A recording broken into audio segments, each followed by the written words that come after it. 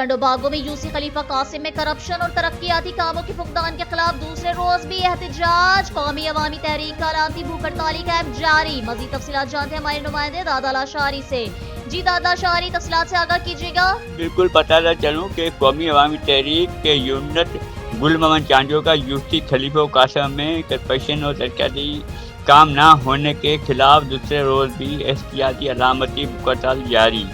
قومی عوامی تحریک یونٹ گل محمد چانجو نے یونین کونسلر خلیفہ قاسم کے متفق نمائندوں کی مبینہ کرپشن اور گزشتہ 20 سالوں سے ترقیاتی کام نہ ہونے کے خلاف دوسرے روز بھی احتجاج جاری رکھا۔ قومی عوامی تحریک ترکہ ٹنڈو باغوں کے صدر گل حسن چانجو، رہنما ستار عثمان ملا، ستار کھوسو رجب چانجو، مرتضی ملا، سجاد چانجو، مختار چانجو، خالد چانجو، رمضان چانجو اور دیگروں نے علامتی بھوک ہڑتال کی۔ رہنماؤں نے فیض نیوز کو بتایا کہ گل محمد چانجو، راشد چانجو، ابراہیم ملا، محمد عرف چانجو، ہاشم چانجو اور دیگر کئی دیہات گزشتہ 20 سالوں سے مکمل طور پر نظر انداز کیے گئے ہیں، جہاں پر کوئی ترقیاتی منصوبہ نہیں بنایا گیا۔ حالانکہ ہر ماہ بھاری رقم کی ترقیاتی فنڈ وصول کیے جاتے ہیں۔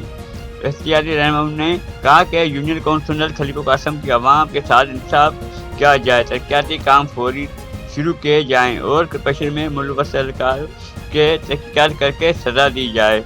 رہنماؤں نے خبردار کیا کہ ان کا جائز مطالبات کی منظوری تک احتجاج اور علامتی بھوک ہڑتال جاری رہے گی۔ داد لاشاری، ڈپٹی بیورو ٹنڈو باغو۔ جی بہت شکریہ داد لاشاری میں تفصیلات سے آگاہ کرنے کے لیے۔ مزید خبروں اور اپڈیٹس کے لیے دیکھتے رہیے فیض نیوز نیٹ ورک۔ فیض نیوز، فیض سب کے لیے۔